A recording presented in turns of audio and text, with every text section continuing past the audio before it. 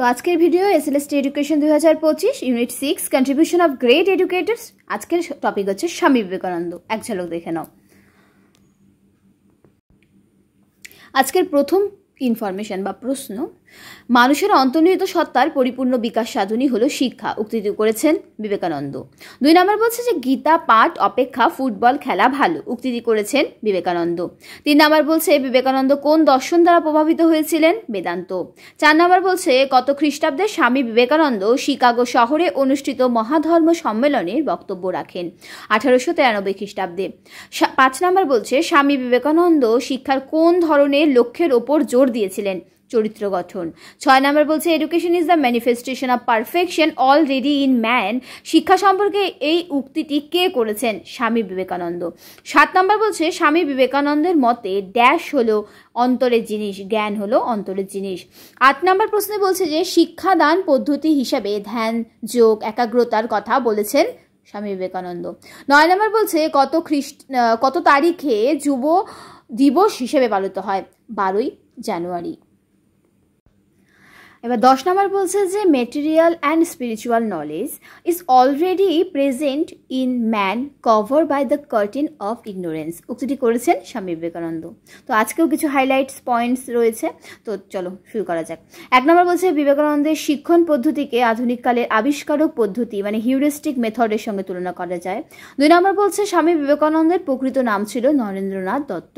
3 নম্বর বলছে স্বামী বিবেকানন্দ জন্মগ্রহণ করেন 1863 খ্রিস্টাব্দে।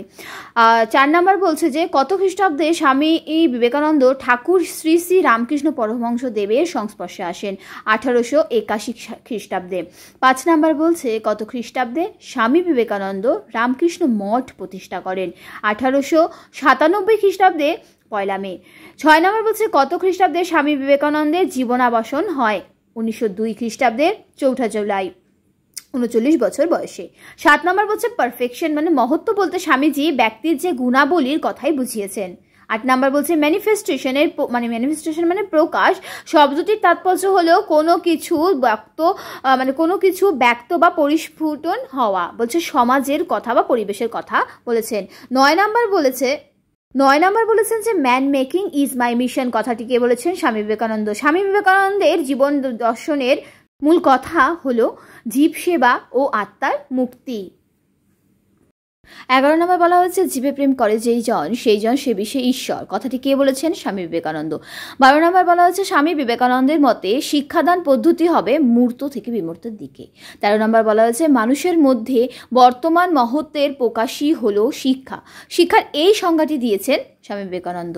14 নম্বর বলছে শিক্ষা হলো ব্যক্তির মধ্যে অবস্থিত মহত্বের প্রকাশ, বলার মধ্য দিয়ে বিবেকানন্দ বুঝিয়েছেন ব্যক্তি ও সমাজ উভয়ের ভূমিকা প্রত্যক্ষভাবে স্বীকার করা হয়েছে।